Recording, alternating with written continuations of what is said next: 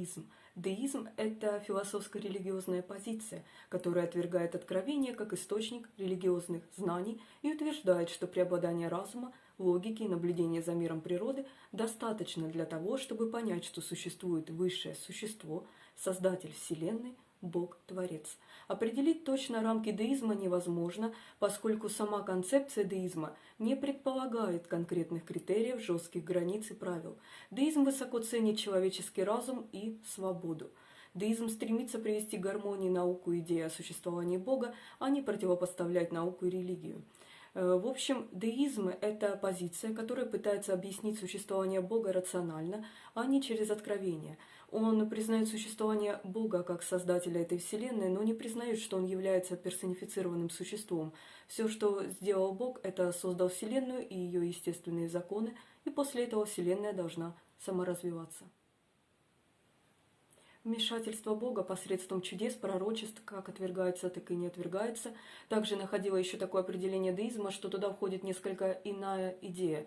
Бог, Творец, Создатель Вселенной, покинул свои творения. Сам акт покидания, что все так и никак иначе, вызывал чувства, которые пытались описать многие поэты как отчаяние, пустота, нет больше ничего, переходя в дальнейшем к атеизму. Со времен Фомы Аквинского христианская мысль признавала два источника познания Бога – откровение и естественный разум. Изучение истин, открываемых разумом, называется естественной теологией. Естественная теология, в прошлом также называемая физико-теологией, разновидность теологии, основанная на разуме и повседневном опыте как базисным понятием для познания Бога. Это отличает ее от богооткровенной теологии или религии откровения, которая основана на Священном Писании или религиозном опыте различного рода, а также трансцендентальной теологии, основанной на априорных суждениях. Таким образом, естественная теология – это часть философии и религии, описывающая природу богов, или в монотеистических религиях, утверждающая или отрицающая возможность познания качеств Бога, особенно аргументирующих его существование посредством методов чистой философии, не прибегая к какому-либо особому или сверхъестественному откровению. В XVI веке была выдвинута идея о том, что грешно разрешать религиозные разногласия путем преследований, и в Англии эту точку зрения стали защищать многие люди. Протестанты же стремились построить фундамент своей веры на аргументах, а не на авторитете церкви. Спиноза в своей теологической политической теории утверждал, что сама Библия должна быть подвергнута исторической критике, прокладывая тем самым путь к деизму. Однако Бенедикта Спинозу, про Спинозу есть видео на моем канале, я оставлю ссылку, при жизни критиковали за то, что он был атеистом, и в Англии тогда уже как раз началась полемика о деизме. Для лорда Генри Боlingbрока христианство и церковь были всего лишь средствами, служащими государству для того, чтобы держать в узде человеческие инстинкты. Только в той мере, в какой христианство согласуется с принципами разума, ему присуща истина. С другой стороны, церковная вера – это не что иное, как работа человека, которая поддерживается только ради государственного блага и обманчиво преподается суеверному народу как божественная заповедь, хорошо оплачиваемыми пасторами. В эпоху Просвещения, особенно в Великобритании и Франции, философы начали отвергать откровения как источник знаний и апеллировать к истинам, которые, по их мнению, могли быть установлены только разумом. Таких философов называли деистами, а философская позиция, которую они отстаивали, называли деизмом. Готфрид Вильгельм Лейбниц, про Лейбница есть видео на канале, я оставлю ссылку, говорил о Боге как о часовщике, который запустил совершенный им часовой механизм, который с тех пор продолжает работать сам по себе. Джон Лок, про Лока есть видео на канале, я оставлю ссылку. Один из главных представителей эмпиризма, основал естественную веру в Бога, коннотированную по-христиански, с восприятием и размышлениями. Вольтер придерживался рационалистической веры в Бога. Естественная религия Жан-Жака Руссо, про Руссо есть видео на канале, я оставлю ссылку, основывалась не на откровениях и книгах, а на его богопознании, основанном на собственном опыте и разуме. Деизм как отдельное интеллектуальное движение пришел в упадок к концу XVIII века. Некоторые из его принципов продолжали жить в рамках других интеллектуальных движений, таких как унитарианство или унитарианская церковь, движение в протестантизме. Отвергая догмат о Троице, некоторые теологи не принимают также учение о грехопадении. Иногда унитарианство сочетается с пантеизмом или деизмом, рассматривается как одно из либеральных течений христианства, изначально получило распространение в Трансильвании и Речи Посполитой. Ныне имеет последователей преимущественно в англосаксонских странах, и сегодня у него по-прежнему есть сторонники.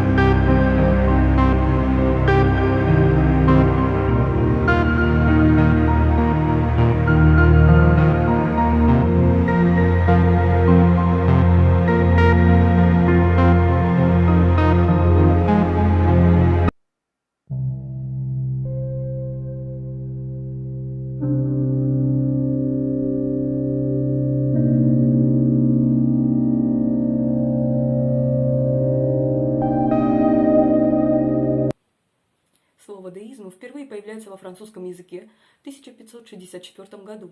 Оно было применено в работе швейцарского богослова и писателя Пьера Вере. Однако слово «деизм» было неизвестно во Франции до того момента, когда Пьер Бейль опубликовал свой знаменитый словарь, исторический критический словарь, в котором содержалась статья о Пьере Вере.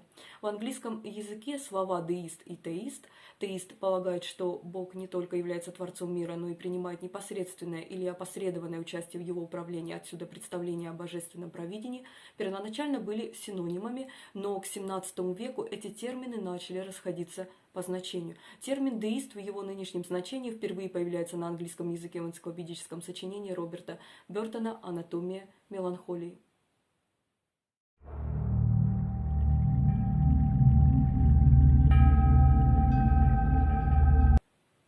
Как я говорила ранее, со времен Фомы Аквинского христианская мысль признавала два источника познания Бога – откровение и естественный разум. В эпоху просвещения некоторые мыслители признавали разум наряду с особенностями естественного мира в качестве действительного источника религиозных знаний, но они отвергали действительность откровения. Эти мыслители были деистами, и слово «деизм» относится к их коллективной атаке на идею божественного откровения. По сути, авторы-деисты вели интеллектуальную войну против идеи откровения. Это была партизанская война в том смысле, что авторы-деисты действовали независимо, и каждый автор проводил свои атаки своим уникальным способом. Некоторые авторы-деисты нападали со спокойной логикой, в то время как другие яростно нападали с моральным негодованием. Некоторые апеллировали к фактам истории, в то время как другие использовали острый юмор и сарказм. Эти авторы демонстрировали столь же широкое разнообразие мнений, когда речь заходила о вопросах естественной теологии. Некоторые верили в бессмертие души, посмертное наказание для нечестивых и посмертную награду для добродетельных. Другие не верили, некоторые были в нерешительности. После того, как Ньютон или Ньютон опубликовал свои открытия, некоторые считали Бога, словно это часовщик, который создал Вселенную как часы. В общем, Создатель и первопроходец, который так далеко, он завел Вселенную, привел ее в движение, а затем отошел. Было бессмысленно молиться такому Богу, который наверняка не слушал. Другие чувствовали более тесную связь с Богом и верили, что Бог услышал их молитвы и ответил на них. Те, кто верил в Бога-часовщика, отвергали возможность чудес. После того, как он установил естественные законы и привел в движение великий космос, Богу не нужно было продолжать возиться со своим творением. Другие допускали возможность чудес. Бог в конце концов всемогущ и может делать все, что угодно, в том числе временно обходить свои собственные естественные законы. Деисты также руководствовались множеством различных мотивов. Была эпоха научной революции, некоторые были воодушевлены обретенным уважением к науке, сопровождаемым отвращением к суевериям, иррациональности и бессмыслице. Некоторые были опечалены и подавлены тем, что были жестокие религиозные войны, которые десятилетиями опустошали Европу. Их целью было найти способ остановить боевые действия. Другие сопротивлялись сокрушительной политической власти церквям, которые запрещали свободно мыслить, подвергали их цензуре, когда они пытались опубликовать свои мысли, и если их можно было поймать, наказывали их, когда им удавалось опубликовать труды.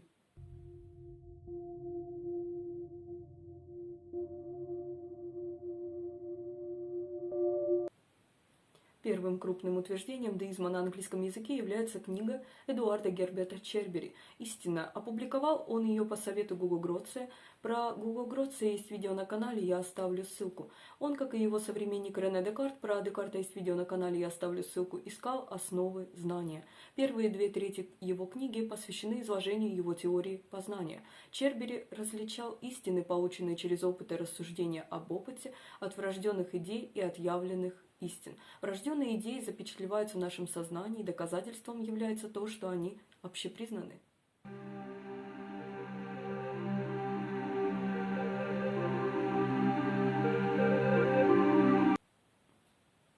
Появление эссе Джона Лока «Опыт о человеческом разумении» знаменует важный поворотный момент и новый этап в истории английского деизма. Эпистемология Эдуарда Герберта Чербери основывалась по сути на врожденных идеях. Знаменитая атака Лока на врожденные идеи в эссе фактически разрушила этот фундамент.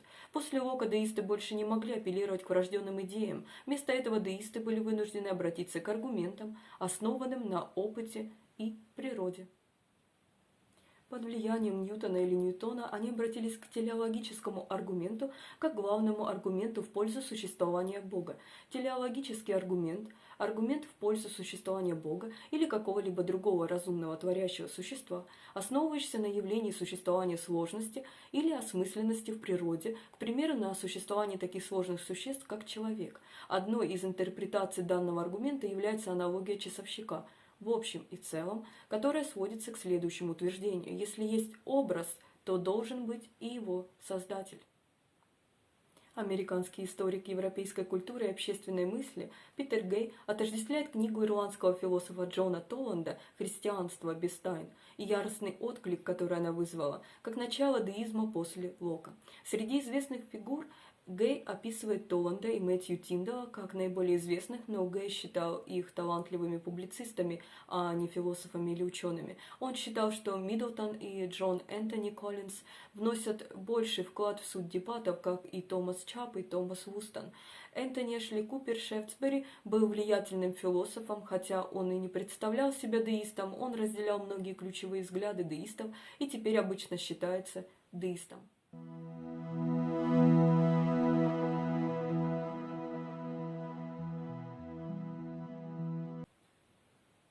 Концепция деизма охватывает самые разные позиции по широкому кругу религиозных вопросов. Не существует ортодоксального деизма, поэтому представление деистов о высшей реальности в той или иной мере индивидуальны. Лесли Стивен выделил в нем конструктивные и критические аспекты. Авторы-деисты конструктивной направленности определяют деизм как форму естественной теологии и утверждают, что Бог существует и создал Вселенную. Бог дал людям способность разумно мыслить. Элементы, общие для деистов критического и конструктивного направлений: отказ от религии, основанных на книгах, где содержится откровение Бога, отказ от религиозной догмы и демагогии, скептическое отношение к сообщениям о чудесах, пророчествах и религиозных таинствах. Согласно деистам, рассудок, разум предоставляет всю необходимую информацию. Деисты стремились использовать рассудок для разоблачения того, что они считали бессмыслицей.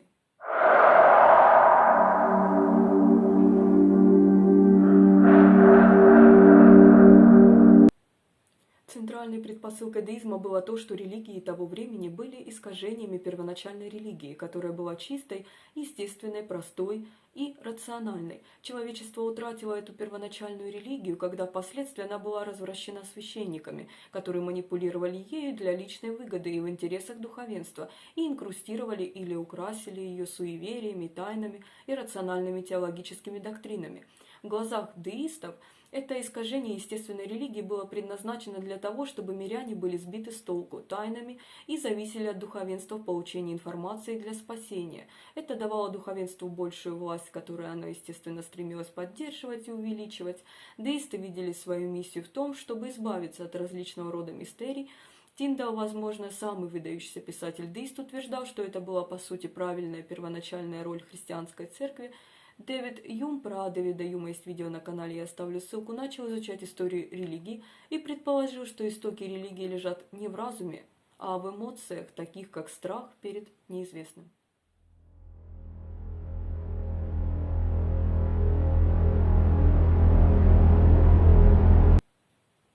У разных деистов были разные представления о бессмертии души, о существовании ада, проклятия, чтобы наказать нечестивых, и о существовании рая, чтобы вознаградить добродетельных.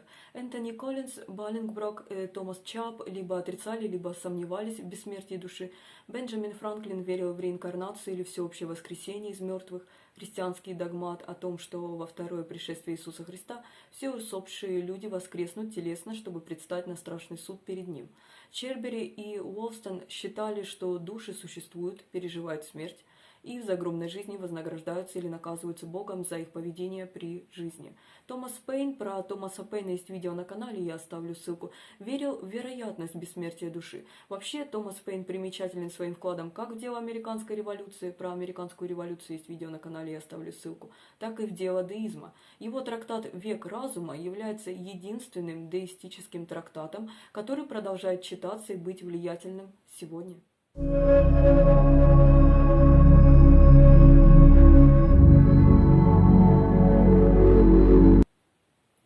Повторюсь еще раз, под влиянием Ньютона многие деисты считали Бога далеким Творцом, который создал Вселенную, привел ее в движение, а затем отступил. Эти деисты, естественно, считали бессмысленным молиться или поклоняться Богу, который наверняка не слушал. Другие, однако, чувствовали более тесную связь с Богом и верили, что Бог услышал их молитвы и ответил на них.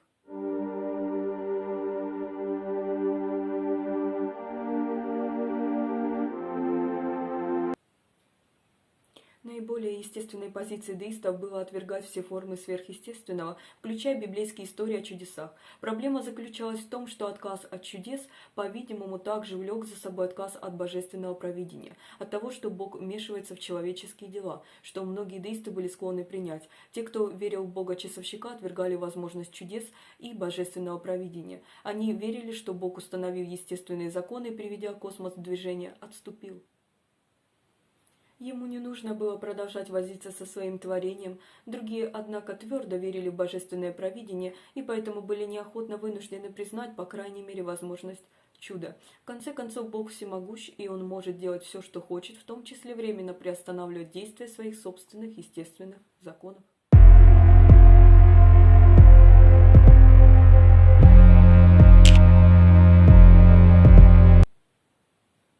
Мыслители эпохи Просвещения под влиянием ньютонианство – это система взглядов, основанная на теориях, принципах и методах английского ученого Исаака Ньютона. Характеристиками ньютонианской философии является отказ от необоснованных гипотез, использование метода анализа и синтеза, применение математических методов. Склонны были рассматривать Вселенную как огромную машину, созданную и приведенную в движение Богом-творцом, которая продолжает действовать в соответствии с законами природы, без какого-либо божественного вмешательства. Эта точка зрения естественным образом привела к тому, что тогда называлось необходимостью, сейчас детерминизмом, взгляду, что все во Вселенной, включая поведение человека, полностью причинно обусловлено предшествующими обстоятельствами и естественным законом. Как следствие, споры о свободе против необходимости были обычной чертой религиозных и философских дискуссий эпохи Просвещения. Отражая интеллектуальный климат того времени, среди деистов существовали разногласия по поводу свободы и детерминизма.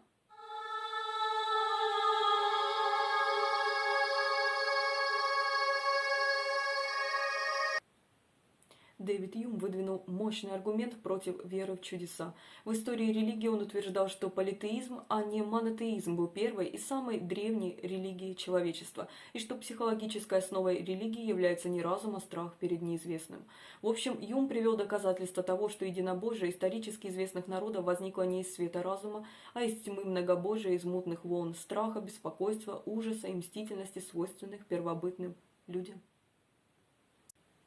Человечество, по мнению Юма, только постепенно восходит к более высокому уровню разумности. Рассказ Юма о невежестве и страхе как мотивах примитивной религиозной веры нанес серьезный удар по радужной картине деиста об изначальном человечестве, купающемся в невинности, свободное от духовенства. По словам Уайнга, ясная разумность естественной религии исчезла перед полуисторическим взглядом на то, что можно знать о нецивилизованном человеке, варварском, необходимом животном, как назвал его Юм. Естественная религия, если под этим термином понимать действительно истинные религиозные верования и обычаи нецивилизованных народов, рассматривалась как ткань суеверий. Первобытный человек не был неиспорченным философом, ясно видящим истину единого Бога, и история религии не была, как предполагали деисты, ретроградной, отсталой. Широко распространенное явление суеверия было вызвано не столько злобой священников, сколько безрассудством человека, столкнувшегося со своим опытом.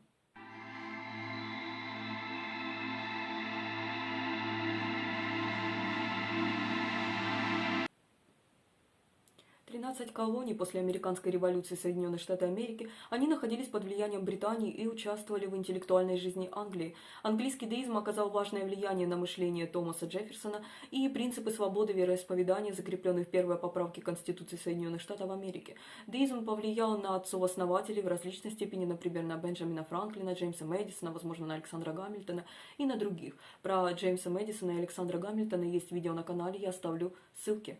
В Соединенных Штатах Америки существует много споров по поводу того, были ли отцы-основатели христианами, деистами или еще кем-то. Особенно горячими являются дебаты по поводу убеждений Бенджамина Франклина, Томаса Джефферсона и Джорджа Вашингтона.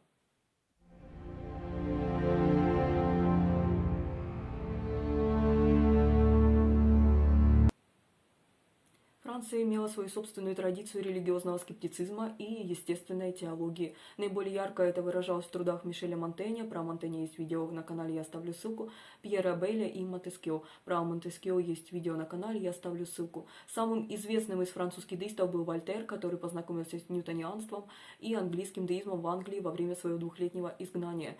Когда он вернулся во Францию, он представил все изученное французской публике. Что касаемо Германии, деизм в Германии не очень хорошо документирован. Например, известно, что Фридрих Великий, Фридрих II, про него есть видео на канале, я оставлю ссылку, был деистом, а отождествление Иммануила Канта с деизмом является достаточно спорным.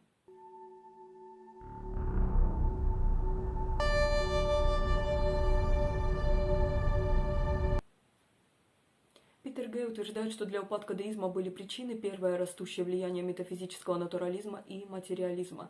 Метафизический онтологический натурализм – это доктрина, согласно которой природа выступает единым, универсальным, исключающим сверхъестественное принципом объяснения всего сущего. В результате методы и принципы естественных наук находят применение в сфере духовных и социокультурных явлений, а метафизические проблемы вовсе изымаются из философии.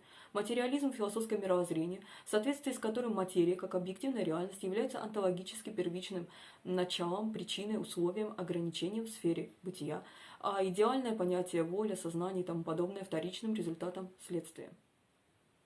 Вторая, в трудах Дэвида Юма и Иммануила Канта поднимались вопросы о способности разума решать метафизические вопросы.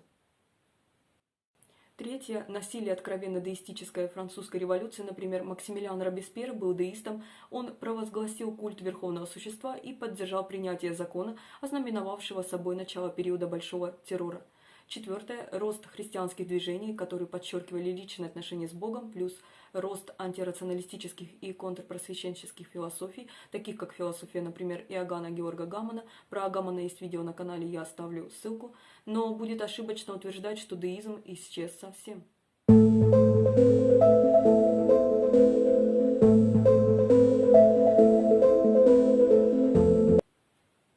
Современный деизм пытается интегрировать классический деизм с современной философией и современным состоянием научных знаний. Эта попытка породила широкий спектр личных убеждений в соответствии с широкой классификацией убеждений деизма.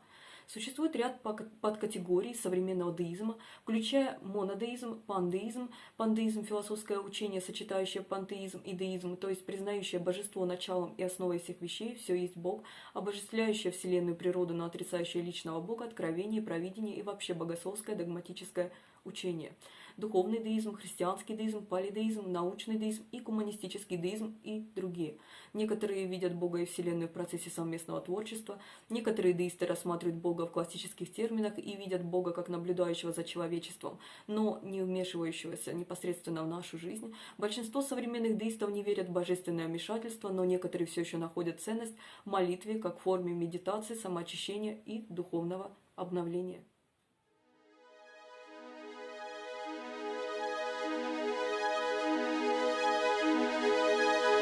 Канадский философ Чарльз Тейлор описал историческую роль деизма, приведшую к тому, что он называет исключительным гуманизмом. Этот гуманизм призывает к моральному порядку, чья антическая приверженность полностью внутричеловеческая, без каких-либо ссылок на трансцендентность. Одним из особых достижений такого гуманизма, основанного на деизме, является то, что он раскрывает новые антропоцентрические моральные источники, с помощью которых люди мотивируются и наделяются полномочиями совершать действия, приносящие взаимную пользу. Это область изолированного отстраненного «я», которое является средоточием достоинства, свободы и дисциплины и наделено чувством человеческих возможностей.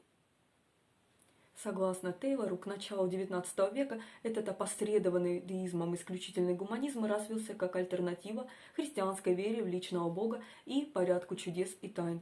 Некоторые критики деизма обвиняют приверженцев в содействии росту нигилизма. По поводу нигилизма очень хорошо писал Кэйдзи Нишитани или Ниситани Кэйдзи, указывая, что нигилизм – это признак внешнего краха социального порядка и внутреннего духовного упадка, и как таковой означает время великих потрясений. Рассматривая это таким образом, можно сказать, что это общее явление, которое время от времени происходит в ходе истории. Про Кэйдзи Нишитани есть видео на канале, я оставлю ссылку.